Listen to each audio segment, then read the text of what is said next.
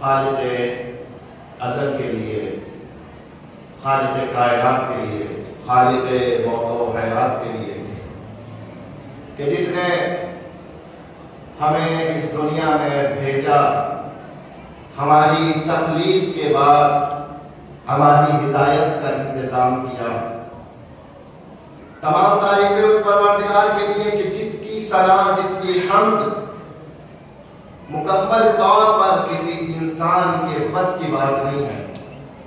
کسی انسان کے اندر اتنی طاقت و قوت نہیں ہے کہ وہ پروردگار کی کما حق وہ تعریف کر سکے۔ ہر انسان جس قدر بھی اللہ کی تعریف کرتا چلا جائے گا، اس قدر اس بات کو سمجھتا چلا جائے گا کہ اللہ اس سے بھی بڑا ہے کہ جو میں اس کے بارے میں بیان کر رہا ہوں۔ نہ میری زبان میں وہ طاقت ہے، نہ میرے بدن میں وہ قوت ہے، نہ میرے اندر اتنی کیفیت، اتنی قابلیت ہے کہ میں اپنے پروردگار عالم کی ثنا کر سکوں، اس کی حمد کر سکوں، اس کی تعریف کر سکوں۔ اس نے کہا ہے کہ میری حمد کرو جہاں تک کی جائے۔ یہ انسان کا وہ مرحلہ ہے کہ جہاں انسان اپنے آپ کو عاجز نظر آتا ہے۔ میری زبان عاجز ہے، میرا بدن عاجز ہے، میرا نطق، میری فکر عاجز ہے، میں اپنے پروردگار عالم کی کیسے ثنا کر پاؤں گا؟ مگر جہاں ہمیں ایک سکون کی بات ملتی چلی جاتی ہے، ایک سکون میسر ہوتا چلا جاتا ہے، وہ یہ کہ ہم واقعاً اہل بیت اگر نہ ہوتے تو اللہ کی حمد کما حقہ نہ کر پاتے۔ یہ تو اہل بیت کا کمال تھا کہ اہل بیت اللہ کی تعریف کرتے چلے گئے اور ہمیں حمد خدا کا سلیقہ سکھاتے چلے گئے۔ ہمیں اگر کچھ سکھایا ہے تو اہل بیت نے سکھایا ہے۔ اتنا بھی اگر بول پاتے ہیں تو یہ اہل بیت کی وجہ سے۔ اگر یہ دعائیں، اگر یہ مناجات، اگر یہ ذکر نہ ہوتا اہل بیت کا تو کچھ نہ پتا لگتا کہ خدا کیا ہے۔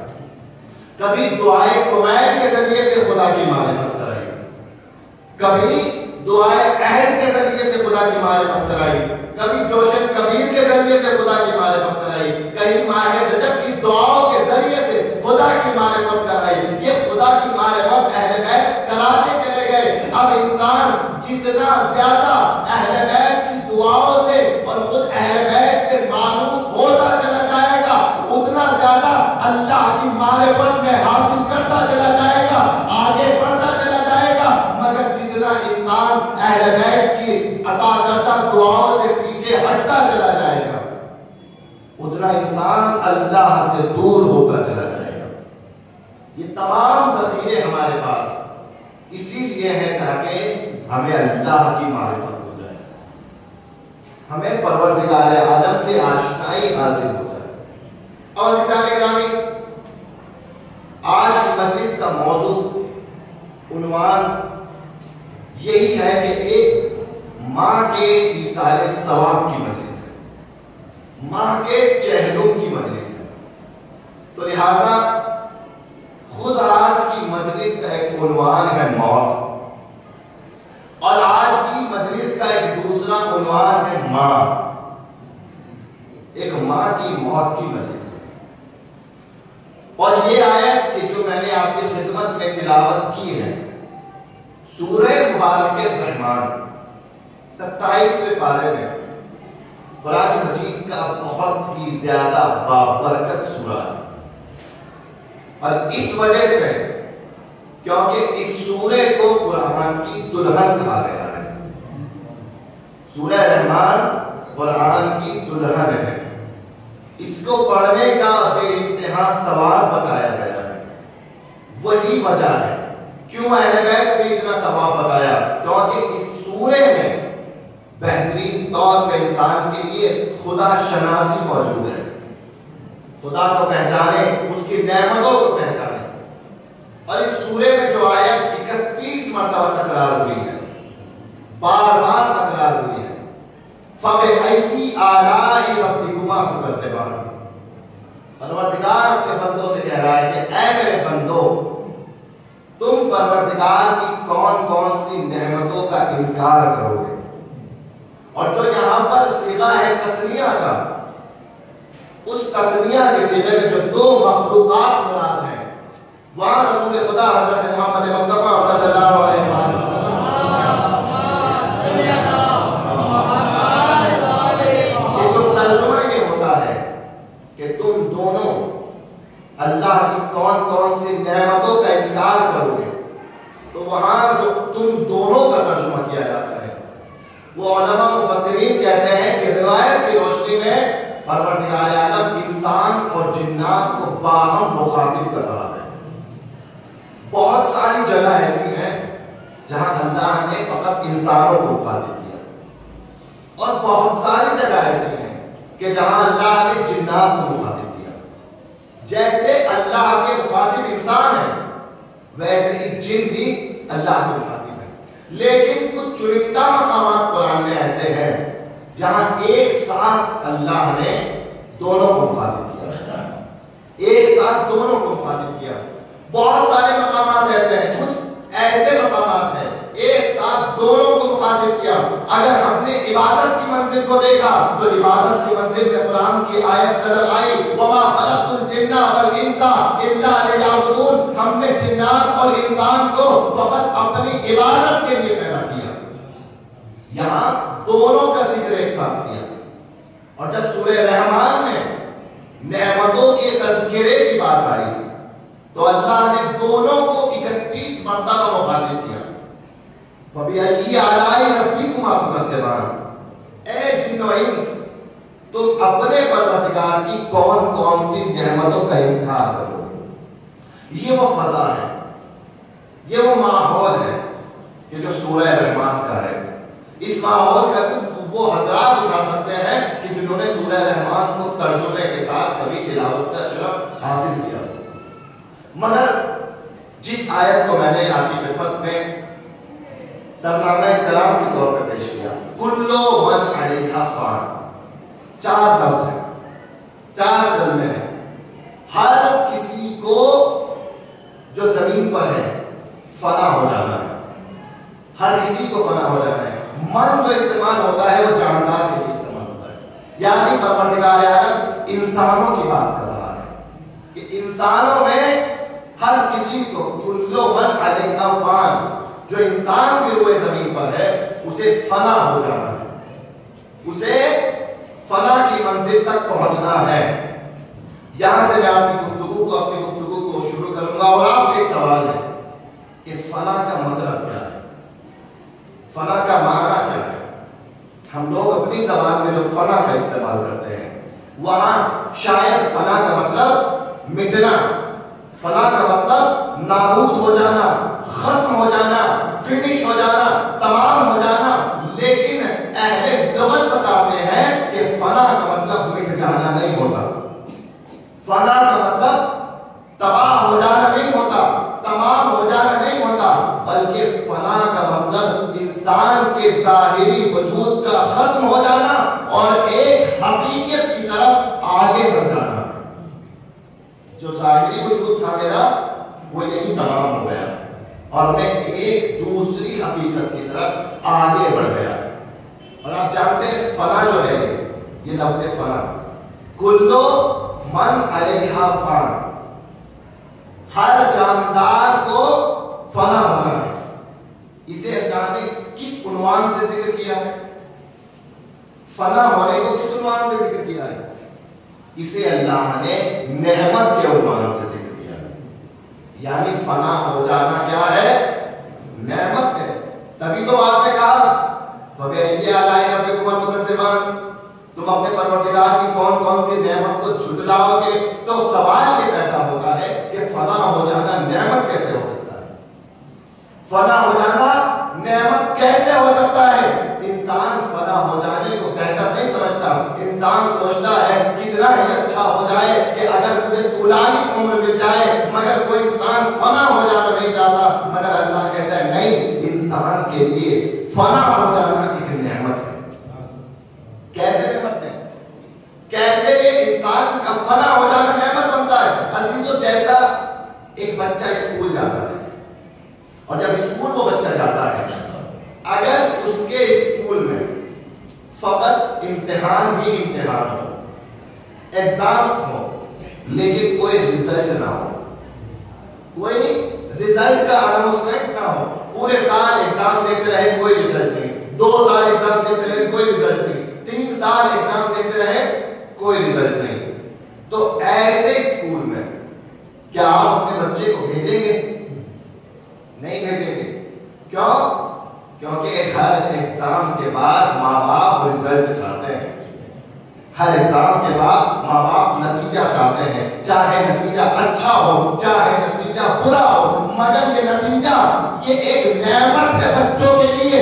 اگر امتحان نہ ہو اور امتحان کا نتیجہ نہ ہو تو اچھے بچوں میں اور خراب بچوں میں کوئی فرق نظر نہیں آئے گا. اسی طریقے سے فنا ہو جانا یہ نعمت ہے بندوں کے لیے.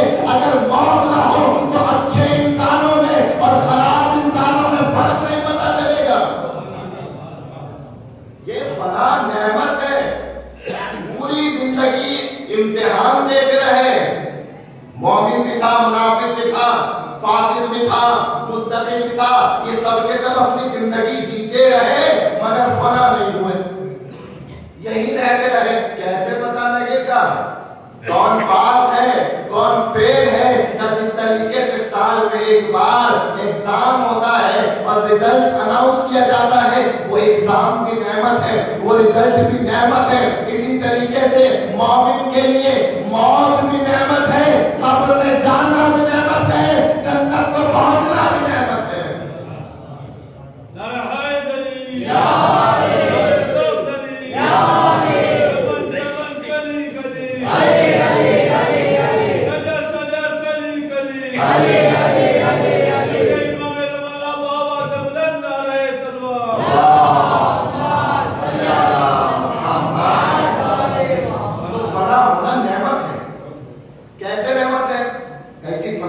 پتا چلے گا کون زندگی میں کیسا رہا تھا, کس نے زندگی میں کیا کیا تھا, کون اللہ کی بارگاہ میں کیسا پہنچا ہے. یہ فنا ہونے کے بعد پتا چلے گا. اور فنا ہونے کی ایک اور مثال میں دیتا ہوں. فنا ہونا کسے کہتے ہیں؟ فنا نابودی کا نام نہیں ہے, فنا برباد ہونے کا نام نہیں ہے, مٹی میں مل جانے کا نام فنا نہیں ہے. تو مٹی میں کیوں ملتا ہے انسان, یہ بھی آپ کی خدمت میں پیش کروں گا. تو فنا کسے کہتے ہیں, فنا ہونا کسے کہتے ہیں؟ اگر یہ نقطہ سمجھ گئے تو انشاءاللہ لطف آئے کہ فنا ہونا کسے کہتے ہیں. بچوں کے لیے مثال دے دیتا ہوں. ایک پانی کا گلاس لیجیے, یہ گلاس ہے, اس کے اندر پانی ہے, اس پانی کو لیجیے, گلاس کو لیجیے, اور یہ جو پانی ہے اس گلاس میں, اسے کسی بھی صورت میں فنا ہونا ہے, اسے کسی بھی صورت میں فنا ہونا ہے. بہت سے طریقے ہیں اس کے فنا ہونے کے. آپ اس کو یہاں ڈال دیجئے فرش میں تو فرش میں چلا جائے گا, فنا ہو جائے گا. آپ اس کو پی لیجئے تب بھی فنا ہو جائے گا. آپ اسے بنجر زمین پہ ڈال دیجئے, زمین سوکھ لے گی, فنا ہو جائے گا. مٹی میں ڈال دیجئے, یہ پانی فنا ہو جائے گا. ہر صورت میں یہ پانی فنا ہو جائے گا. ہوگا یا نہیں ہوگا؟ ہو جائے گا. اس پانی کے مقدر میں ہے فنا ہونا, تو اس پانی کو فنا ہونا ہے, ہر صورت میں فنا ہو جائے گا. لیکن ہر طریقے سے فنا ہو جانے میں کمال نہیں ہوتا, ہر طریقے سے فنا ہو جانے میں فضیلت نہیں ہوتی. یہ پانی بھی کہے گا کہ کاش میں ایسے فنا ہو جاؤں کہ مجھے فضیلت مل جائے. مجھے مٹی میں ڈال دیا جائے گا, کوئی فضیلت نہیں ہوگی. مجھے فرش پہ ڈال دیا جائے, کوئی فضیلت نہیں ہوگی. کوئی مجھے پی لے, یہ کوئی کمال نہیں ہوگا. تو میں پوچھوں گا اس گلاس کے پانی سے, اے پانی تجھے بتا کہ تجھے کمال کیسے ملے گا, تجھے کیسے فنا ہو جانا ہے. کہا اگر مجھے فنا ہو جانا ہے تو ایک ہی میری خواہش ہے. کیا خواہش ہے میری؟ کہا مجھے لے جا کے تو لامحدود دریا کے حوالے کر دے, سمندر میں ڈال دے. اب جب یہی معمولی سا پانی سمندر کی فضا میں پہنچے گا, سمندر میں مل جائے گا تو یہ فنا ہو جائے گا. مگر اب افتخار سے کہے گا میں کہیں عام جگہ فنا نہیں ہوا, میں سمندر میں فنا ہوا ہوں. اور اب میں فنا ہو کر کیا بن گیا؟ بھی سمندر بن گیا. کیسا فنا ہوا یہ؟ آپ دیکھیے جہاں اگر یہ پانی گرتا کوئی اس کی ویلیو نہ ہوتی, یہ کیا کہتا, لیکن یہی پانی سمندر میں گرا تو پوچھے جائے گے کہ اے پانی اب تیری کیفیت کیا ہے؟ کہ میں اپنے آپ کو سمندر محسوس کر رہا ہوں. پتہ یہ چلا انسان کو فنا ہو جانا ہے, اب اس کے ہاتھ میں ہے کہ اسے کیسے فنا ہو جانا ہے. وہ چاہے دنیا کے چند سکوں پہ مر جائے, دنیا داری پہ مر جائے, مکان پہ مر جائے, باغ پہ مر جائے, زمین پہ مر جائے, معمولی دنیا کے جھگڑوں پہ مر جائے, لیکن یہ انسان کمال تو نہیں پہنچے گا. لیکن اگر یہ انسان اہل بیت کی چوکھٹ پہ آ جائے, اگر یہ انسان در اہل بیت پہ آ جائے تو اس انسان کو کمال مل جائے گا, یہ اللہ تک پہنچ جائے گا. صلوات پڑھے محمد والے محمد.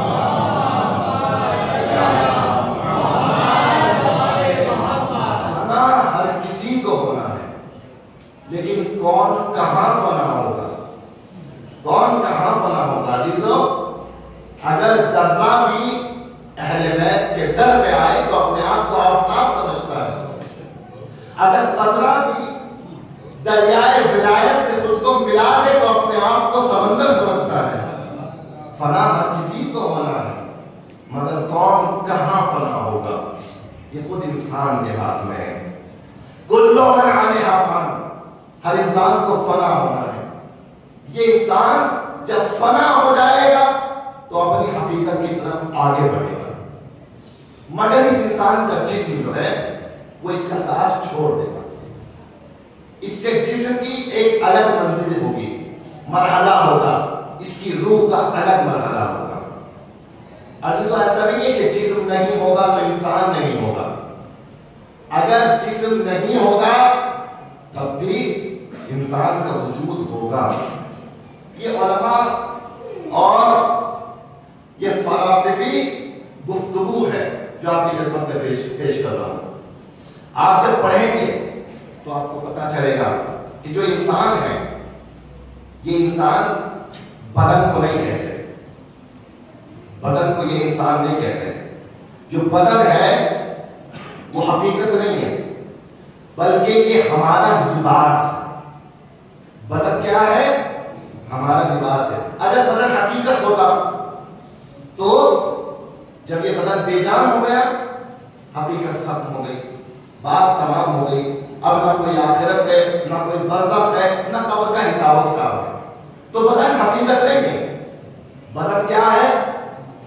لباس ہے ہمارا, ہمارا لباس ہے. ہماری حقیقت روح ہے, ہماری حقیقت نفس ہے. جیسے انسان کہے کہ یہ میرا ہاتھ ہے, یہ میرا سر ہے, یہ میرا سینہ ہے, مگر جہاں جہاں بھی آتا ہے میرا میرا میرا, مطلب ان چیزوں کا تعلق انسان سے ہے. مگر انسان یہ نہیں کہہ سکتا کہ یہ ہاتھ میں ہوں, یہ دل میں ہوں, یہ دماغ میں ہوں. نہیں, یہ میں الگ رہتا ہے اور بدن الگ رہتا ہے. توجہ چاہتا ہوں, میں الگ رہتا ہے, بدن الگ رہتا ہے. پتا چلا یہ جو میں کی حقیقت ہے اسے اللہ میں فنا ہونا ہے, بدن کو خاک کے حوالے ہونا ہے. تو میں الگ ہے, بدن الگ ہے. اب عزیزان مطلب کیا ہے بدن؟ روایتوں میں آیا کہ بدن انسان کا لباس ہے, روح کا لباس ہے. بدن نہیں ہوگا تب بھی انسان کی حقیقت ہوگی اور وہ روح انسان کے مرحلوں کو طے کرے گی. اسی طریقے سے جس طریقے سے آپ دنیا کے عہدیداروں کو لباس سے پہچانتے ہیں. کیسے پہچانتے ہیں؟ لباس سے. کوئی پولیس والا آ گیا, خاکی کپڑے پہنے, خاکی وردی ہے, تو وہ کون ہے؟ پولیس ہے. کوئی آ گیا اس نے کالا کوٹ پہنا تھا, کہا کون ہے؟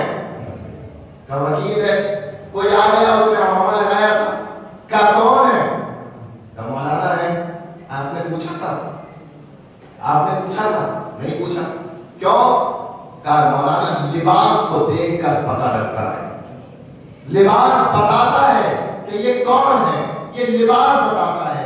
اب اگر مجھے آپ پہچان گئے, امامے میں دیکھا, اب مجھے شام کو ملے میں نے امامہ اتار دیا، لباس تبدیل کر لیا، کیا اب میں مولانا رہا یا نہیں رہا؟ مولانا کیوں نہیں رہا؟ مولانا رہنا۔ جسے پولیس کی وردی میں دیکھا تھا وہ نارمل لباس میں آ گیا، کیا وہ پولیس والا رہا یا نہیں رہا؟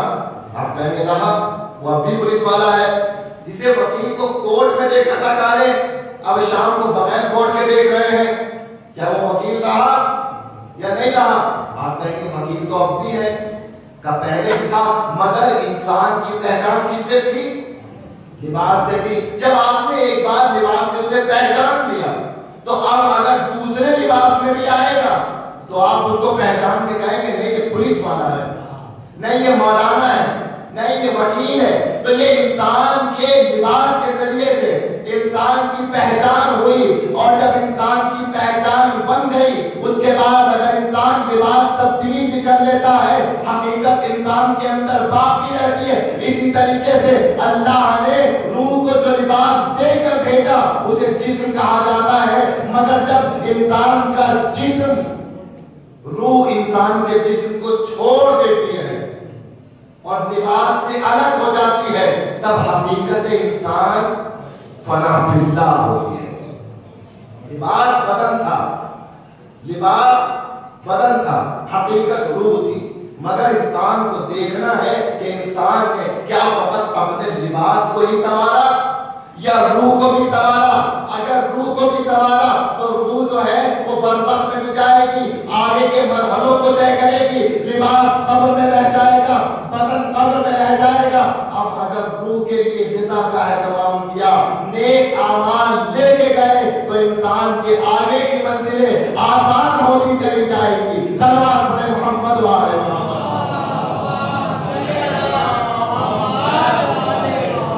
یہ وہ حقیقت موت ہے جسے عرفاء بیان کرتے ہیں، جسے مفسرین بیان کرتے ہیں کہ انسان دو چیزوں کا مجموعہ ہے، ایک بدن اور ایک روح۔ نیک اعمال اگر انسان انجام دیتا ہے تو یہ انسان کی روح کی بقا کا سبب بنتے ہیں۔ تو عزیزان مولانا کل من علیہا فان، ہر کسی کو فنا ہونا ہے، مگر کسے کہاں فنا ہونا ہے یہ انسان کے اعمال طے کریں گے، ایک ماں کے سارے سبب کی وجہ سے۔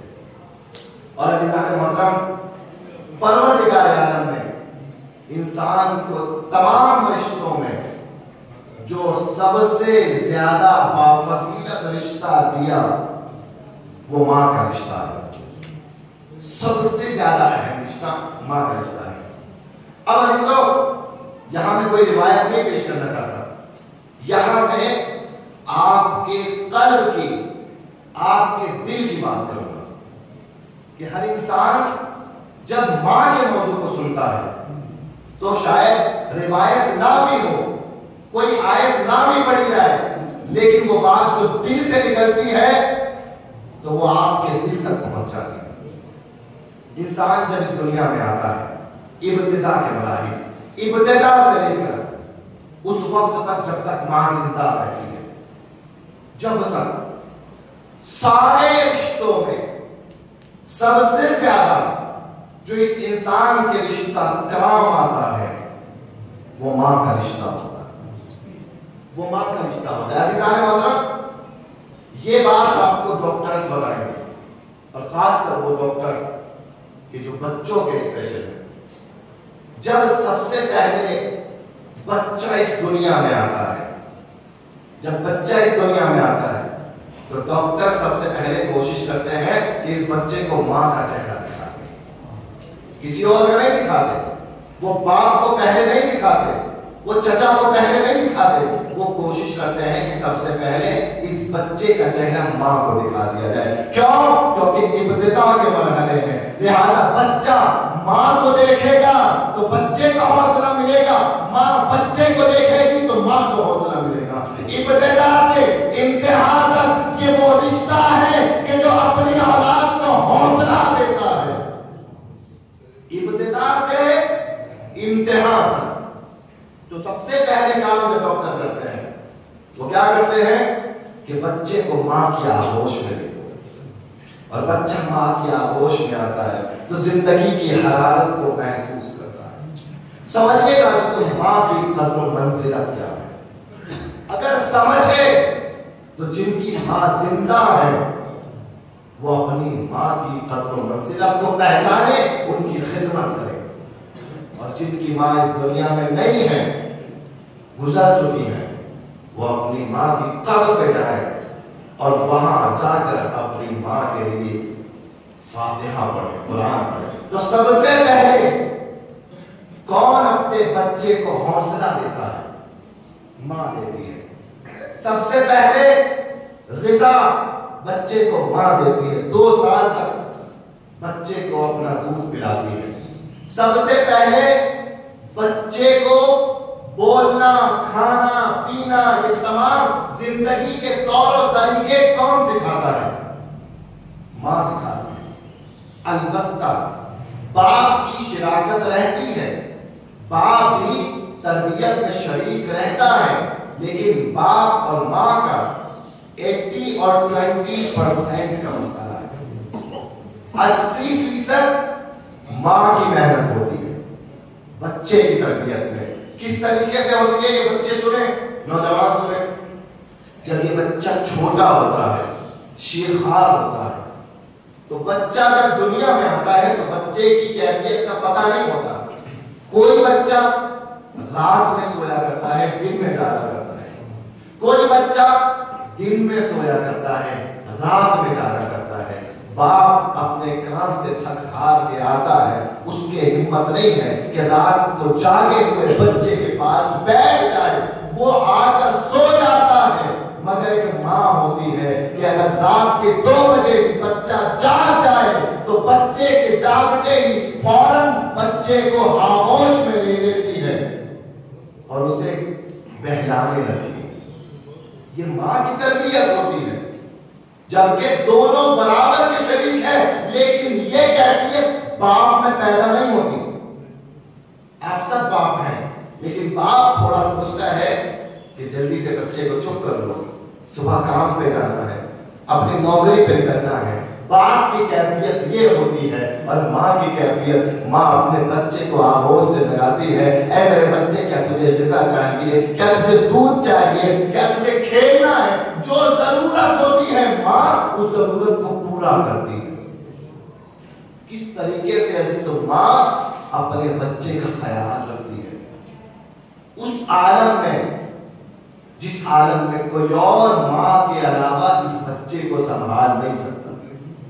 اور یہاں بچہ دھیرے دھیرے تربیت کے مرحلوں کو آگے طے کرتا ہے، اور جب بچہ بولنا سیکھتا ہے، کلام کرنا سیکھتا ہے، تو سب سے زیادہ اس کو بولنا سکھانے میں جو رشتہ اثر انداز ہوتا ہے وہ ماں کا رشتہ ہوتا ہے۔ ماں بچے کو بولنا سکھاتی ہے۔ ماں کہتی ہے کہ بیٹا کہو بابا، ماں کہتی ہے بیٹا کہو ماما، ماں کہتی ہے بیٹا کہو یا علی، ماں کہتی ہے بیٹا کہو یا حسین۔ یہ بچپن سے عام تربیتیں الگ ہوتی ہیں، شیعہ گھرانے کی تربیتیں الگ ہوتی ہیں۔ یہ شیعہ مائیں ہوتی ہیں جو سب سے پہلے اپنے بچوں کو کبھی یا علی کہنا سکھاتی ہیں، کبھی یا حسین کہنا سکھاتی ہیں۔ مگر عزیزو یہ ماں ہوتی ہے کہ جو ہر وقت اپنے بچوں کے لیے حاضر رہتی ہے، اور جب آگے بڑھتا ہے بچہ اسکول میں جاتا ہے، ایڈمیشن ہوتا ہے اس کا، اور وہ اب پڑھنے کی منزل پہ آ جاتا ہے، تو بھی سب سے زیادہ جس کی تربیت اثر انداز ہوتی ہے وہ ماں ہوتی ہے۔ بچے کے اسکول کا خیال، بچے کے مکتب کا خیال، بچے کی کتابوں کا خیال۔ آپ خود اپنے آپ سے پوچھ سکتے ہیں کہ آپ سے زیادہ آپ کی اہلیہ کو پتا ہوگا کہ بچے کے پاس کتابیں کتنی ہیں، بچہ اسکول میں کیسے پڑھ رہا ہے، کیا پڑھ رہا ہے۔ یہ ماں کی تربیت، ماں کی قربانیاں ایسی قربانیاں ہیں جن کا کوئی اندازہ نہیں لگا سکتا۔ عزیزان محترم، حقیقت میں اگر یہ بچہ خاص کر اپنی ماں کی تربیت پر، اچھی تربیت پر آگے بڑھ جائے تو پھر یہ بچہ کامیاب ہو جاتا ہے۔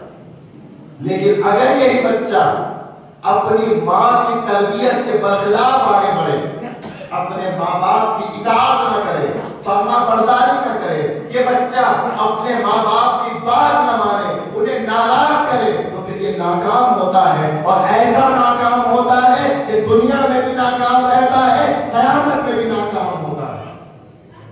یہ وہ منزل تھی عزیزو، یہ وہ منزل تھی کہ جو علی نے اپنے دشمن کو بھی یاد دلائی تھی۔ اپنے دشمن کو ماں کی تربیت بچا سکتی ہے ہلاک ہونے سے۔ آپ نہ جانے کتنی باتیں ماں کی نہ مانتے ہو، یا کتنے بچے ہیں شاید اپنی ماں کی کوئی بات مانتے ہو نہ مانتے ہو، لیکن سنیں علی نے جنگ خیبر میں مرحب کے سامنے کہا، اور مرحب کے سامنے کہا کہ میں وہ ہوں کہ جس کا نام اس کی ماں نے حیدر رکھا۔ میں کہوں گا یا علی، اپنی ماں کا ذکر کیوں کر رہے ہیں؟ ماں کا رکھا ہوا نام کیوں بتا رہے ہیں؟ کہا کہ میں جانتا ہوں ہر انسان کو اس کی ماں کی تربیت، اس کی ماں کی نصیحت ہلاکت سے بچا سکتی ہے۔ اگر میں اپنی ماں کا ذکر کروں گا تو مرحب کو اپنی ماں یاد آئے گی، اور یاد آئے گا کہ کبھی میری ماں نے کہا تھا کہ کتنا بھی بہادر ہو جانا مگر حیدر نام کے انسان سے نہ لڑنا۔ آج علی چاہتے ہیں کہ ایک ماں کی تربیت اس کے بچے کو بچا لے۔ علی نے اپنی ماں کا ذکر کیا کہ میری ماں نے میرا نام حیدر رکھا۔ جیسے ہی مرحب نے سنا کہ اس کی ماں نے اس کا نام حیدر رکھا، 2 قدم پیچھے ہٹا رہا۔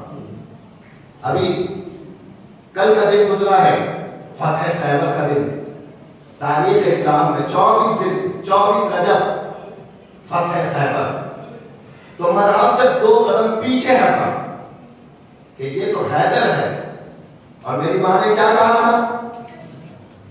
حیدر سے مت لڑنا، دنیا میں کسی سے لڑ لینا، حیدر سے مت لڑنا۔ جب یہ پیچھے ہٹا تو شیطان آگے بڑھا، اور شیطان نے آگے بڑھ کے مرحب کے کان میں کہا کہ اے مرحب، کیسی عجیب بات کر رہا ہے، ایک نام کے کتنے انسان دنیا میں ہوتے ہیں، یہ کوئی اور حیدر ہے، یہ وہ حیدر نہیں ہے کہ جس کے لیے تیری ماں نے نصیحت کی تھی۔ لہٰذا جب 2 قدم پیچھے ہٹا تھا، شیطان کی باتوں کو سن کے 2 قدم اور آگے بڑھ گیا، تلوار کو نکال لی۔ علی تو چاہتے تھے کہ اس کی ماں کی نصیحت اسے ہلاکت سے بچا لے، مگر عزیزان محترم یہاں ایک اور پیغام ملتا ہے کہ اگر کسی نے اپنی ماں کی نصیحت پر عمل نہیں کیا تو وہ جس کی نصیحت پر عمل کرتا ہے وہ شیطان ہوتا ہے۔ اب انسان کے اختیار میں ہے، چاہے تو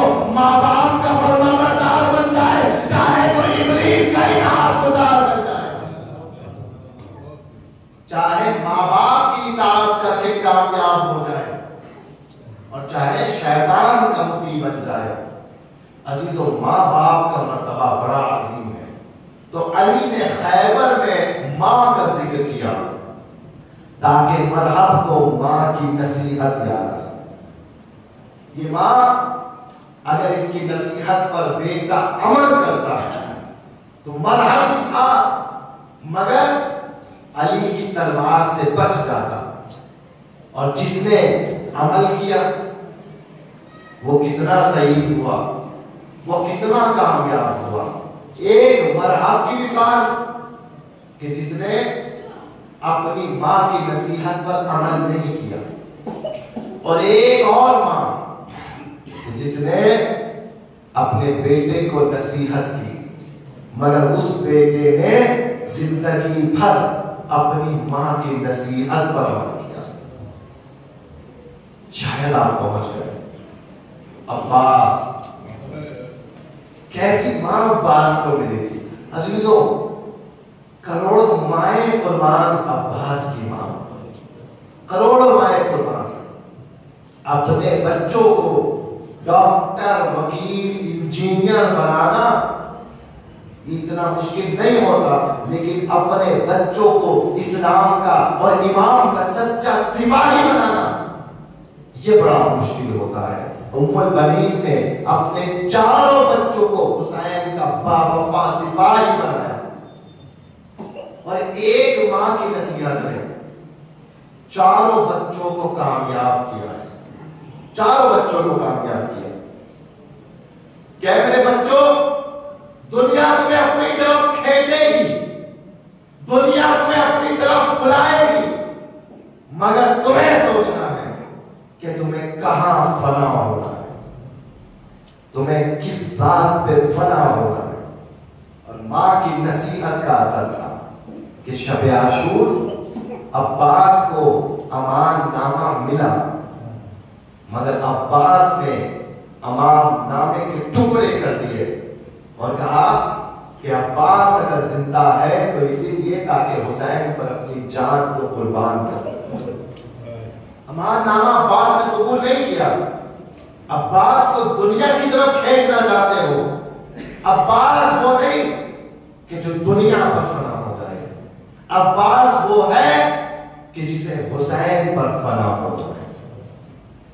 اور کیسے فنا ہوئے عباس حسین کے نام پر؟ کیسے فنا ہوئے؟ عزیزو، جب آپ زیارت عاشورہ پڑھتے ہیں تو فقط زیارت عاشورہ میں امام حسین پر سلام نہیں ہے۔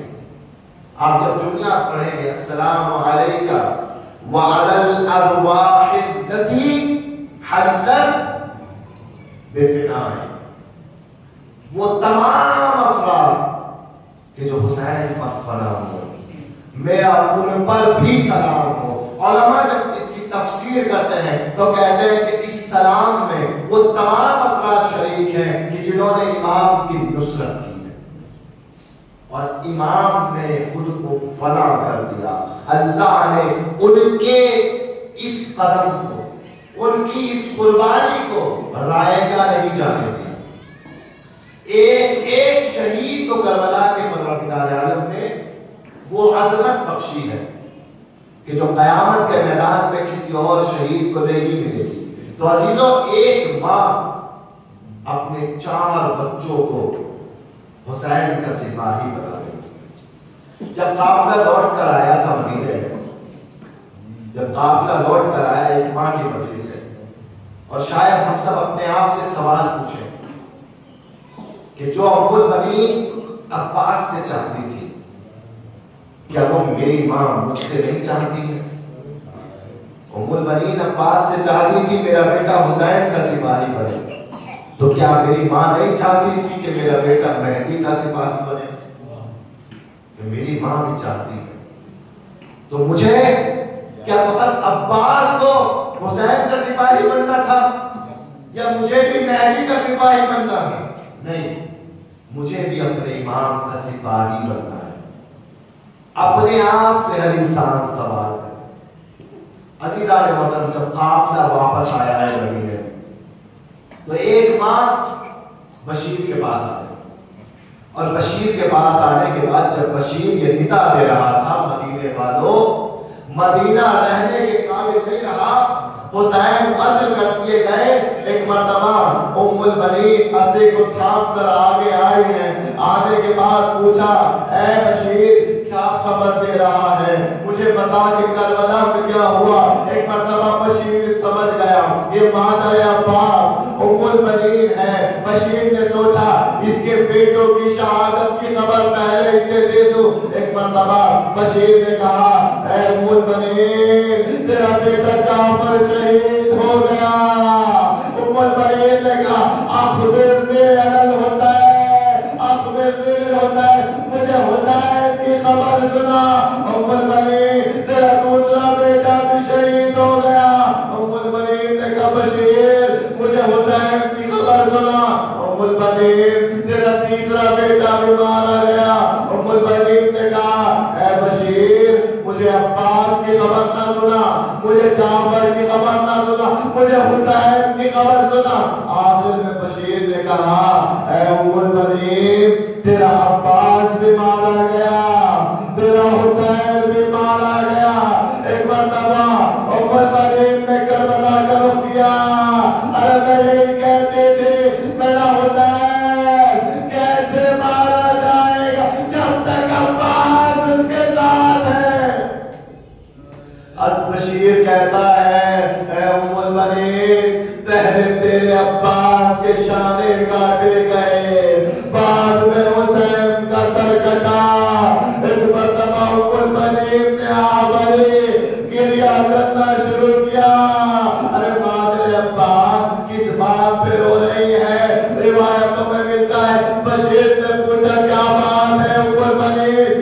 किस बात पे गिरिया कर रही हो?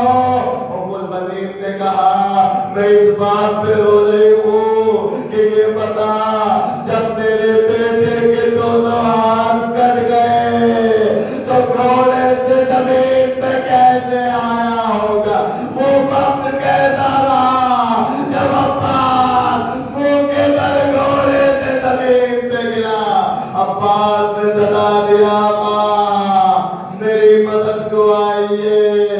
खुदा आपको कोई गम न दे सिवाय गमे मजलूम करबला के।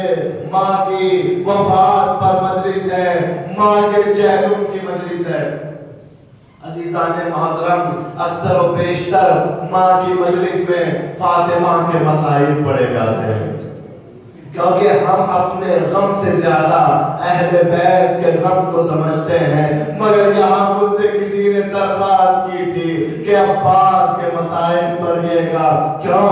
इसलिए कि हमारी माँ अब्बास के मसाइल बहुत सुनती थी और अब्बास के मसाइल सुनकर बहुत रोती थी। मरहुमा को मौला अब्बास से बहुत ज्यादा उनसियत थी। अजी तो दो जुमले सुन ले मसाइब के और मरहूम की रूह की मग़फ़िरत की दुआ करें। अब्बास कितना अजीम सिपाही है हुसैन के लिए। जब जनाब अब्बास ने देखा कि खैमों से अल-अतश की सदाएं आ रही हैं, तो जनाब अब्बास इमाम हुसैन की खिदमत में आए। आहा, अब ये सदाएं, अब ये आवाज़ें बर्दाश्त नहीं होती। ऐ आका, अब मुझे भी इजाजत दीजिए, मुझे रंग की इजाजत दीजिए। अजीज़ान मोहतरम, मौला ने अब्बास को मश्को अलम दे दिया, हाथों से तलवार को ले लिया, टूटा हुआ नेज़ा हाथों में लिया। ऐ अब्बास, याद रखना जंग की इजाजत नहीं है, मगर बच्चों के लिए पानी की सबील कर लाओ, सकीना बहुत प्यासी है। अब्बास मश्को अलम को लेकर निकले हैं, दरिया के किनारे पहुंचे हैं, मगर बावफा ने खुद पानी नहीं पिया। और अब्बास क्या पानी पीते? अब्बास के घोड़े ने पानी नहीं पिया। अब्बास ने अपने मशकीज़े में पानी को भरा, मश्को अलम देके अब जब दरिया से वापस हुए हैं, भागी हुई फौजें सिमट कर आ गई। अब अब्बास का एक ही मकसद है, किसी तरीके से ये पानी खैमे तक पहुंच जाए। अब्बास एक तरफ अपने मकसद को पूरा करना है, दूसरी तरफ माँ को सुरगुरु करना है। मगर इसी अज़ना में क़यामत का मंजर देखा गया। किसी जालिम ने अब्बास के एक बाजू को काट दिया।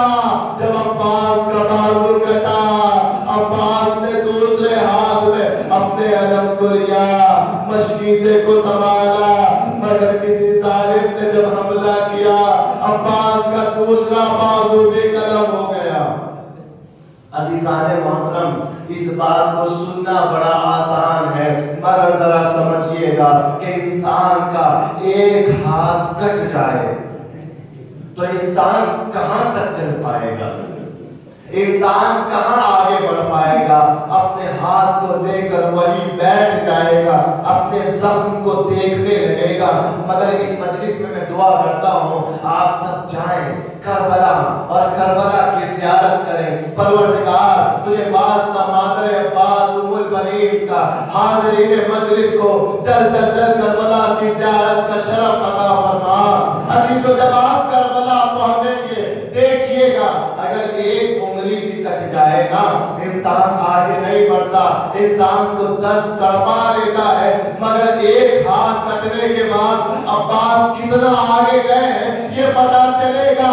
अब्बास के एक बाजू का मकाम कहीं और है, दूसरे बाजू का मकाम कहीं और है। अब्बास अपने बाजू को कटाने के बाद आगे बढ़ते रहे। अजीजों, इमाम हुसैन की तरफ जब आगे बढ़ेंगे, पहले एक बाजू की ज़ियारत है, फिर दूसरे बाजू की ज़ियारत है, मगर जब असल रोजे की ज़ियारत को जाएंगे तो वापस पीछे जाना पड़ेगा। देखिए अजीजों, इमाम हुसैन की तरफ आगे बढ़ेंगे, पहला बाजू आएगा, ज़ियारत करेंगे, दूसरा बाजू आएगा, ज़ियारत करेंगे, मगर अब कब्र की ज़ियारत के लिए पीछे